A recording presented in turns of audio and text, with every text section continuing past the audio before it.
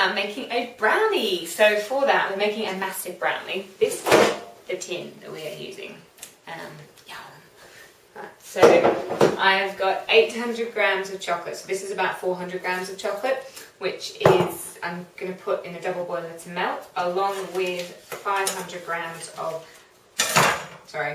600 grams of butter. Let's make it 700. So that's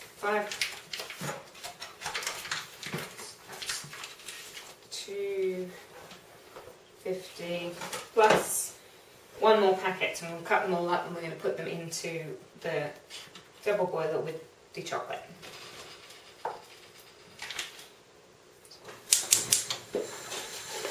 And here we've got a big saucepan and a big bowl. So in the saucepan there's a little bit of water, about an inch deep, and then so it's not, the bowl's definitely not touching the water. So we're putting in all of this butter. Yeah, lots of butter. So it's better if you put the butter down first, because it's less likely to burn than the chocolate. So that's the 400 grams of chocolate. I'm going to add the other 400 grams. So in total we have 600 grams of butter, unsalted butter, and we have 800 grams of chocolate. Now you don't need little chocolate buttons like I've got here. You can use a bar just chopped up, so you can buy a couple of bars from your supermarket. Try and make sure they're proper chocolate though, so that there's only cocoa solids, cocoa butter, sugar. And try and make them at least to 70% cocoa or 65. That's going to make it nice and rich and chocolatey. We are going to add some cocoa later on as well. Now, the best thing to do is just leave this over the heat and make sure it's at a simmer. It's boiling a bit hard at the moment. And then just gradually stir it, and then it will slowly melt. So it's going to take a couple of minutes to melt. You want to make sure you're stirring it, because obviously the bottom's going to melt faster. And we're going to take it off before it gets completely melted through. And so in the meantime, while that's melting, we're going to crack our eggs, and we're going to have 10 eggs for this brownie. And so we're going to crack each of those, and then we're going to whip them up with the sugar. So that's while that melts there. Let's go and crack some eggs. So this is my ancient Kenwood chef. So it's from the 1970s, I think. It still works okay. It could do the splash guard and some other things. So if Kenwood would like to give me a new Kenwood chef, that would be great. Or KitchenAid, you know, I'm not fussy, but maybe one of them would like to prove why they're better. That would be great. So into the Kenwood bowl, we're going to put 10 eggs and some sugar. And we're going to use a mixture of white sugar and brown sugar. But first, let's crack the eggs. I like to put them into a tiny little bowl first, because that way if any of them are rotten, rarely happens these days, but you haven't wasted all the ones you've got below. 7. That's a lot of eggs. This is starting to get there. Still got quite a lot of lumps there, so keep it over the heat for a little while, but you can take it off the heat once it's gotten a little bit further than this. I put 300 grams of brown sugar and 300 grams of white sugar. So that will help to give it a bit more of a fudgy texture. This is plain white sugar, but you could use caster sugar instead.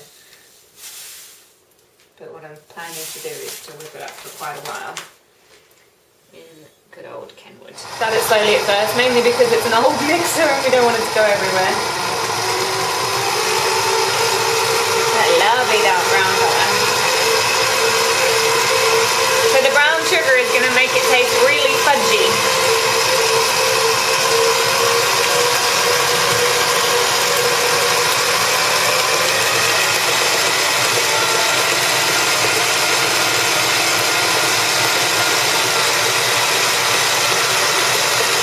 For a couple of minutes.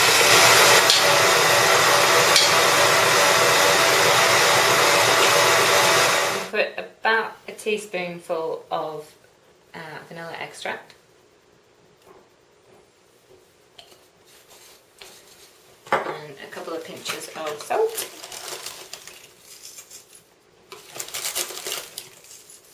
So this is almost melted, so I've taken it off the heat now. That last bit will just melt with the residual heats of all of the other chocolate. Give it another minute while that's warming through, and that's mixing. We're going to just grease and line the tin. So using the butter from before, we're just going to grease that.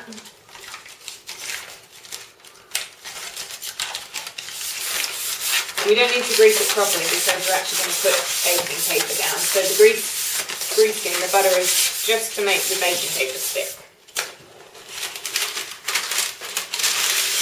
We measure roughly so it goes up at the sides.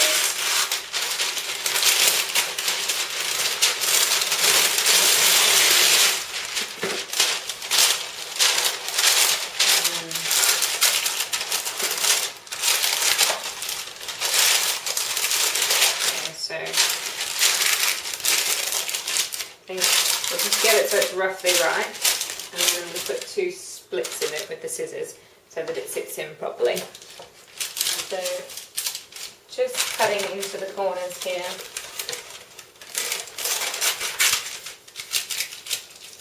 So that we don't get it kind of folding onto itself.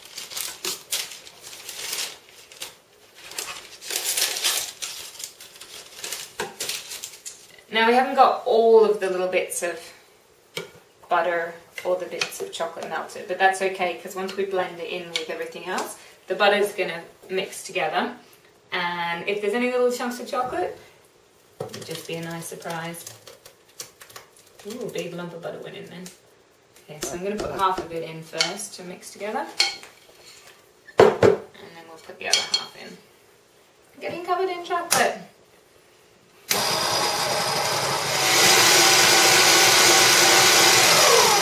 It's about to explode. Okay. And put the rest of it in.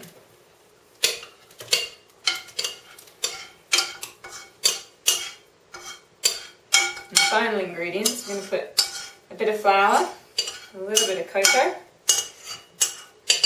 and then we're going to mix through some white chocolate drops.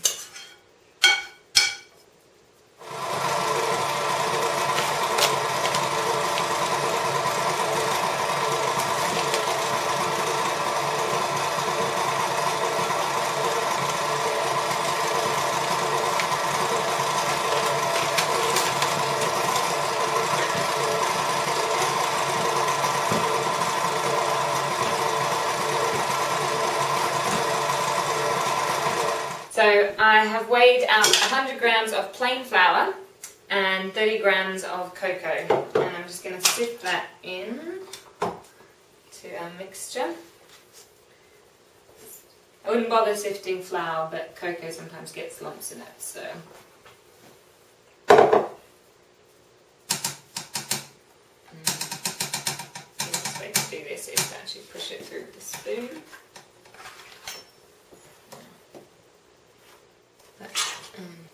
Right. And then we need to put in the white chocolate drops, so we'll just measure those out and we'll put those in too. So this is about 300 grams of white chocolate drops, so we're going to stir those through. Oh, we'll eat those later, that's fine.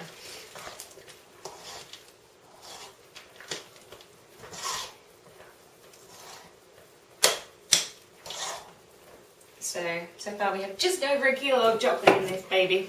Right, it's ready to cook. So I'm going to take this and pour it into our ready lined tin.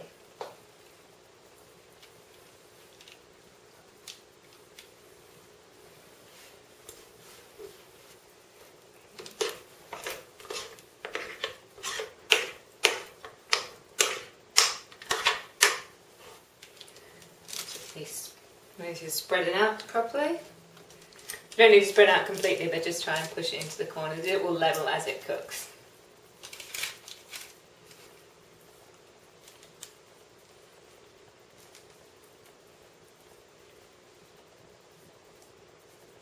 And then we need to put it into a preheated oven, preheated to 160 degrees. And it's going to cook for, well, we'll tell you after it's cooked. But I'm guessing this one will take about 25 minutes to cook.